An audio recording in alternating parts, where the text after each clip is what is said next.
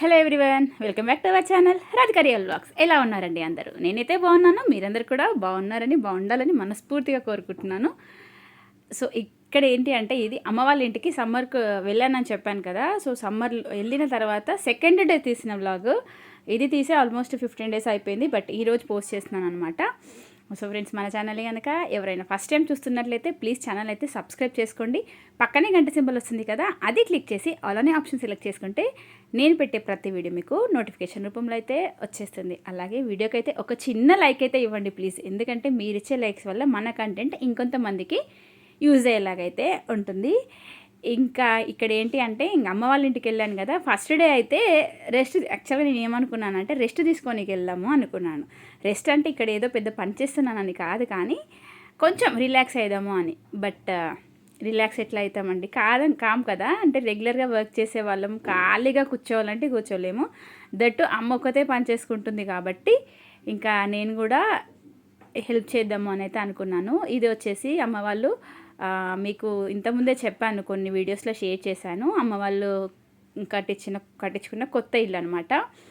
ఇంకా సామాన్ ఏది షిఫ్ట్ చేయలేదు, కానీ కొంచెం డస్ట్ అయితే పట్టింది. సో ఇంకా నాకు ఈ దుమ్ము పడితే ఏంటంటే చూడబుద్ధి కాదు నిజంగా చెప్పాలంటే. కంపల్సరీగా అది క్లీన్ చేస్తేనే సాటిస్ఫాక్షన్. ఇంకా సరేలే అని చెప్పేసి ఇల్లు అయితే క్లీన్ చేద్దాము అని అనుకొని డస్టింగ్ అయితే చేస్తున్నాను. ఫస్ట్ అయితే ఇంకా టీవీ యూనిట్ దగ్గర అయితే క్లీనింగ్ అయితే చేసేసిన తర్వాత, ఇది వచ్చేసి కిచెన్ అనమాట. Open kitchen. అంటే ఓపెన్ అంటే ఒక చిన్నగా పెట్టారు, పక్కన గోడ కూడా ఉంది. కానీ ఇంకా పిల్లలు ఏంటంటే మొత్తం వచ్చాం కదా, దానికి నేను ఎప్పుడంటే ట్యూస్డే వెళ్ళాను. దానికన్నా ముందు రోజు ఇంకా మొత్తం ఇందులోనే ఆట.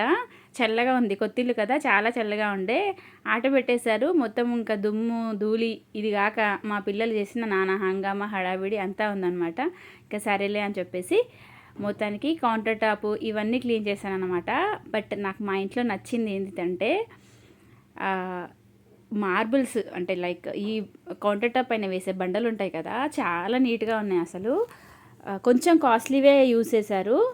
తమ్ముడు సెలెక్షన్ అనమాట. ఎందుకు అంటే ఇంకా అమ్మ వాళ్ళు ఇప్పుడు ఏజ్లో ఉన్నప్పుడు కాకుండా వాళ్ళకి కొంచెం ఏజ్ అయిపోయిన తర్వాత కూడా చేసుకునేలా ఉండాలి అని చెప్పేసి. ఎందుకంటే మా తమ్ముడు అయితే జాబ్ పర్పస్లో, ఎవరు ఇప్పుడు పేరెంట్స్ దగ్గర ఉండట్లేదు కదా, అట్లా జాబ్ పర్పస్లో సిటీలో ఉంటాడు. ఊర్లో కంపల్సరీగా ఇల్లు ఉండాలి అని చెప్పేసి పాతిల్లు మంచిగా ఉంటుంది. మాకు చాలా ఇష్టమైన ఇల్లు అండి మా పాతిల్లు అయితే. కాకపోతే ఇంకా అది చాలా ఇయర్స్ అయింది, కొంచెం పెచ్చులు వచ్చేసింది. కోతులు చేసే నాన్న హంగామాకి ఆ ఇల్లు మొత్తం కురుస్తుంది అనమాట. అందుకని చెప్పేసి కొత్త ఇల్లు అయితే కట్టాము. ఇంకా ఈ ఇల్లు అయితే ఎలా అంటే ఏదైనా సరే ఈజీగా క్లీన్ అయిపోవాలన్నమాట, ఎక్కువగా కష్టపడొద్దు అన్నట్టుగా అన్నీ కొంచెం కాస్ట్లీవి అయితే యూస్ చేసి కట్టించారు. ఇక్కడ వచ్చేసి ఇది మాస్టర్ బెడ్రూము. ఇంకా అన్నీ అయిపోయినాయి, కానీ సామాన్ ఒక్కటే షిఫ్ట్ చేయలేదు. ఇంకా కొంచెం పని పెండింగ్ ఉండే, అది నేను వచ్చే వరకు అయితే క్లీన్ అయిపోయింది అనమాట. అంటే ఆ పని కూడా అయిపోయింది. నెక్స్ట్ నేను లాస్ట్ వీడియోలో పెట్టాను కదా, మొన్నటి వీడియోలో షేర్ చేశాను ఎలా ఆర్గనైజ్ చేశాము అని చెప్పేసి. సో అలా అయితే ఇల్లు అయితే ఆర్గనైజ్ చేసేసుకున్నాము. ఇది నేను ముందే తీశాను కాబట్టి ఇక్కడ చూసారు కదా, టైల్స్ వేయించాడు. టైల్స్ కూడా చాలా నీట్గా ఉన్నాయి అసలు. అసలు ఊడిస్తేనే చాలా నీట్గా అయిపోతున్నాయి. ఇంకా నాకు అనిపించింది అనమాట, అంటే మనము ఇప్పుడు చాలామంది మార్బుల్స్ వేపించుకుంటున్నారు. మెయిన్ టైల్స్ ఒకటి, మార్బుల్స్ ఒకటి, గ్రానైట్కి వెళ్తున్నారు. బట్ గ్రానైట్ అనేది నాకు తెలిసిన ఇన్ఫర్మేషన్ ప్రకారం ఏంటి అంటే, గ్రానైట్ అనేది రేడియేషన్ రిలీజ్ చేస్తుంది. అది క్యాన్సర్కి ఒక కారకం అవుతుంది. అంటే ఇప్పుడు ఉన్న వాళ్ళకి కాకుండా ఫ్యూచర్లో పిల్లలు ఉంటారు కదా, ఇప్పుడు లైక్ మా తమ్ముడు ఉన్నారు అనుకోండి, వాళ్ళ పిల్లలు కానీ ఇల్లు ఉందంటే ఒక 100 years ఉంటుంది దాని జీవితకాలము. సో అట్లా రేడియేషన్ వచ్చి ఏదైనా ఛాన్సెస్ ఉంటాయి అని చెప్పారనమాట. ఎవరైనా గ్రానైట్ వేసుకునే వాళ్ళు మాత్రం కొంచెం ఆలోచించి వేసుకోండి. నాకైతే టైల్స్ బాగానే అనిపించింది. చూసారు కదా, నీట్గా ఊడిస్తే కూడా ఎంత నీట్గా, పైన ఉన్న మిర్రర్ కూడా ఏమంటారు, విండో కూడా కింద కనిపిస్తుంది అనమాట. కాకపోతే నా వీడియో చాలా షేక్ అయిపోయింది. నేను పెద్ద ట్రైపాడ్ తీసుకెళ్ళలేదు, పిల్లలు తీశారు వీడియో. అందులో చిన్నమ్మాయి కూడా పట్టుకుంది, నేను తీస్తాను అని చెప్పేసి.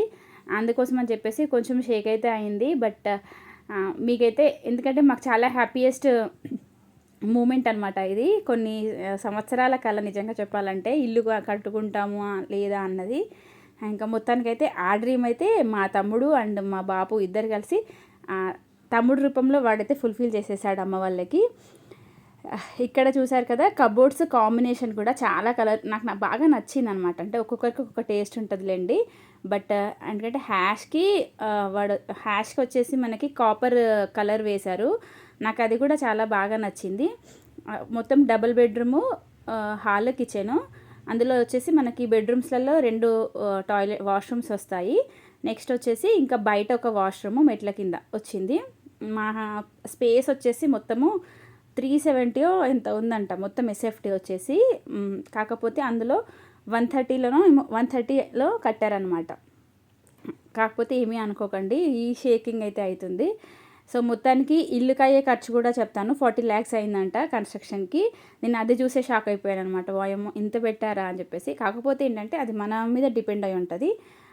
దగ్గరుండి ఇల్లు కట్టించుకుంటాం కాబట్టి కొంచెం ఏదైనా కొంచెం ఆలోచించి కాస్ట్లీవి పెట్టించుకున్నారు. ఐ మీన్ కబోర్డ్స్ కానీ, ఈ టైల్స్ కానీ, మార్బుల్స్ కానీ ఇవన్నీ కొంచెం వాళ్ళు డీలక్స్ మోడల్లో కట్టించుకున్నాడు అనమాట తమ్ముడు. కాంప్రమైజ్ అవ్వలేదు కొన్ని విషయాల దగ్గర. ఎందుకంటే జీవితంలో ఒకేసారి కట్టించుకునేది కదా ఇల్లు, అందుకని చెప్పేసి ఇంకా కాంప్రమైజ్ అవ్వకుండా అలా అయితే కట్టించుకున్నారు. మొత్తానికి నాకైతే మా ఇల్లు అయితే సూపర్గా నచ్చిందండి నిజంగా చెప్పాలంటే. ఎంతైనా మా ఇల్లు అంటున్నాను కదా, అవును అమ్మ వాళ్ళ ఇల్లు అయినా సరే అది మా ఇల్లే. చిన్నప్పటి నుంచి అక్కడే పెరుగుతాం కదా, సడన్గా అత్తగారింటికి వచ్చిన తర్వాత అది మన ఇల్లు ఎట్లా కాకుండా పోతుంది అని అనిపిస్తుంది.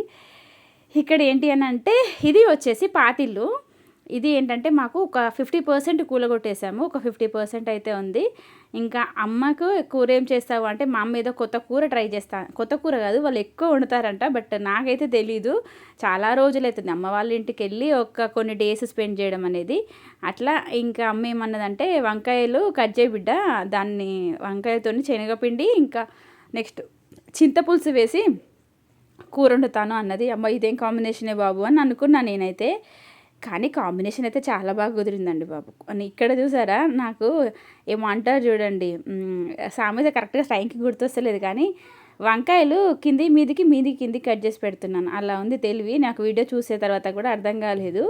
ఇక్కడ ఏంటి అంటే మార్నింగ్ మిక్సీ పాడైందని చెప్పేసి పునుగులు చేసింది. మా పిల్లలు అయితే ఫుల్ ఎంజాయ్ చేస్తున్నారు, ఇదేదో టేస్టీగా చేసింది అమ్మమ్మ అని చెప్పేసి.